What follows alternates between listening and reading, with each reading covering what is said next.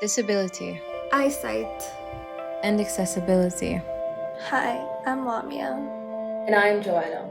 We worked on the research project Accessibility for Everyone, Inclusive Design for Persons with Visual Impairment. What is visual impairment? Visual impairment refers to any degree of vision loss that affects a person's ability to perform the usual activities of daily life. According to the World Health Organization, at least 2.2 billion people across the world live with visual impairment. This number is expected to increase due to populations aging, lack of public health advocacy, and poor community outreach. Therefore, developing new technology is necessary to help persons with visual impairment regain their independence and mobility. Persons with visual impairment may encounter various difficulties and harms while navigating most of the current environments. To protect the fundamental rights of people with disabilities, inclusive design theory can be applied to design environments that are more accessible and free of barriers. Thus, we aim to assess how the application of inclusive design principles on an environment impacts the mobility of persons with visual impairment. Specifically, inclusive design regulations that we would like to test include identifying barriers that make environments inaccessible or exclude, analyzing navigation challenges, recognizing potential prejudice, creating ways to include all. Finally, extending the solution to everyone despite their disability. To create our control and experimental environments, we utilized Unity, a cross-platform game engine which allows for developing virtual reality platforms. The chosen control environment resembles the 12th and 13th floor of 370 J Street, an academic building of NYU Tandon.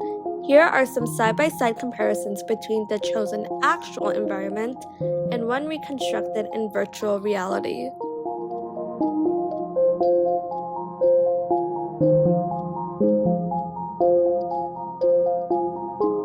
To make the virtual environment as realistic as possible, we added rendering effects, animations to allow interaction with objects and sounds.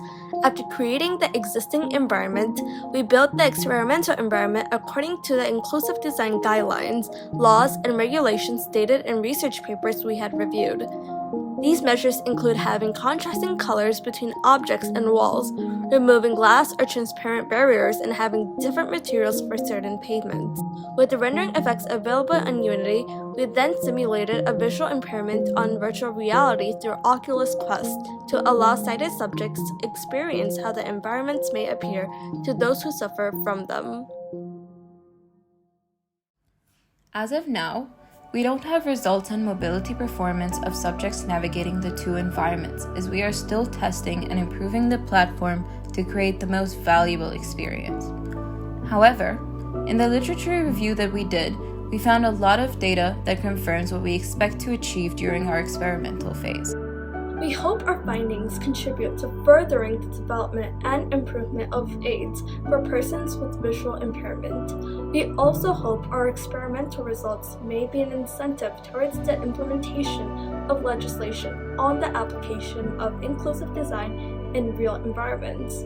We must support and help those who suffer from a visual impairment, and so we must recognize the stigma and enforce the necessary changes for broader accessibility.